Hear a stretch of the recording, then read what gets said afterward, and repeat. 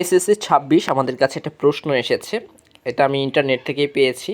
যাই হোক, আমাদের বোর্ড প্রশ্ন যে কোনো সমস্যার সমাধান বা পড়ালেখার যে কোনো সাহায্য পেতে আগে চ্যানেলটা সাবস্ক্রাইব করে রাখো, কারণ গণিত, ম্যাথ, তারপর হচ্ছে ফিজিক্স, কেমিস্ট্রি, বায়োলজি, হায়ার সব কিছুর সমাধান বললাম আমাদের এই চ্যানেলে অনেক কিছু দেওয়া হবে। তো সাবস্ক্রাইব করে নোটিফিকেশন অল করে রাখো, না হলে বললাম পাবা না।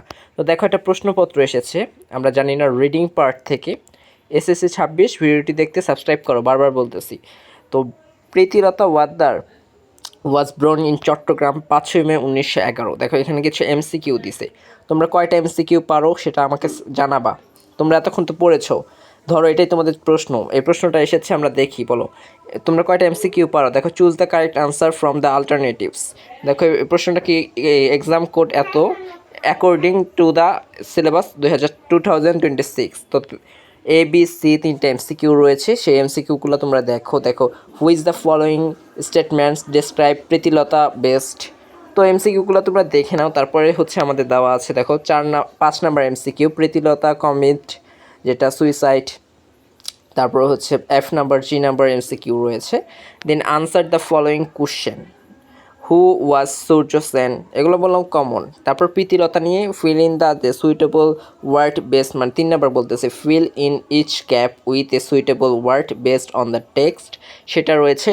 তোমরা এই মডেল টেস্টটা দিয়ে ফেলো, এটা একটা মডেল টেস্ট। দেখো, জন মাইথন ওয়াজ ব্রোন, তারপর মিল্টন, কী বলি এগুলো, John Milton was born on December 1608 in London, England. So এটা একটা প্যাসেজ, মানে তোমাকে বলছো read the following text and answer the question 4 and 5। তো এটা দেখো, এখানে তোমরা বললাম এগুলো নিজে নিজে আনসার করবা, এটাই তোমাকে জাজ করবে, ঠিক আছে। কমপ্লিট দ্য টেবিল, এটা কমপ্লিট টেবিল করে ফেলো। তারপরে দেখো, writing summary above passage in your own words. তারপর একটা ম্যাচিং আসছে, দেখো, কালচার ডিভার্সিটি। সো এই ম্যাচিংটা তোমরা পূরণ করবা নিজেরা।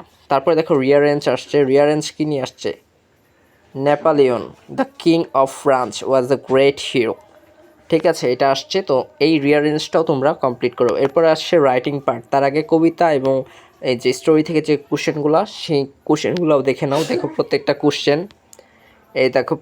কোশ্চেন বললাম এখানে আছে। আর রাইটিং পার্ট বিতে আছে, দেখো কী কী আসছে, যে স্টোরিটা আসছে সেই স্টোরিটা, আর ডায়লগ আসছে ব্যাড ইফেক্ট অফ স্মোকিং। তো তোমরা এক্সাম দিয়ে ফেলো। আর কত মার্ক পাইলে আমাকে আগে না দেখে দাও, তারপরে আনসার পরে আমি দিয়ে দিব। আর নিজেরা তো ChatGPT থেকে আনসার দিতে পারবা। তো কত পাইলা অবশ্যই জানাবা, আর চ্যানেলটা সাবস্ক্রাইব করবা, না হলে বললাম পরবর্তী কোনো কিছুই পাবা না।